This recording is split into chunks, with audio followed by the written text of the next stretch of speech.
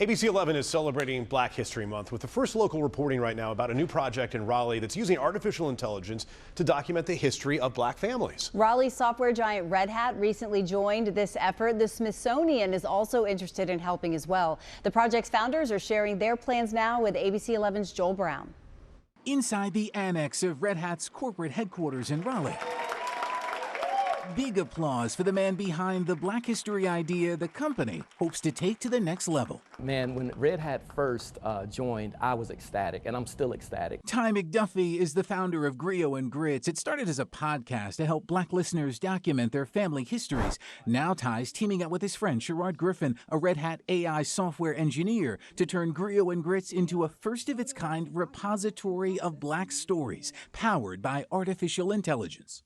I was born 7/6/1924. For months, Ty, Sherrod, and their growing community of Griot Grits followers have been recording the life stories of their elder loved ones. When I lost my mother, and I was speaking to one of her cousins, and she said, there's only a few of us left, and when we're gone, all the family stories are gone.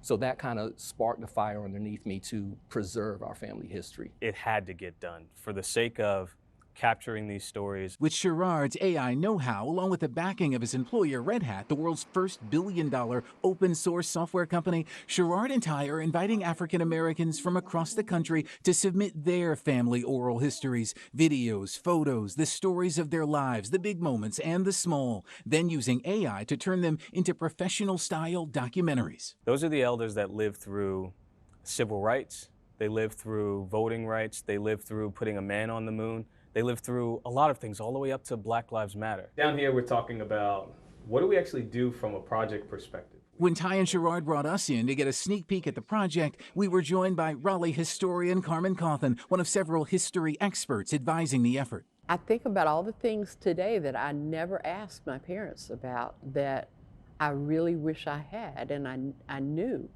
Imagine that narrated and augmenting that with the maps of where the plantation was and pictures of the people who had been enslaved and who they became. Here in Raleigh, it's crazy, but it's exciting.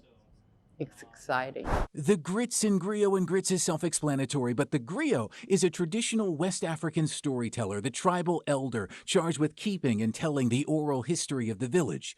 Ty and Sherrod are trying to empower the griots of a new generation. People are consuming information in vastly different ways than they did 50, 60, 100 years ago.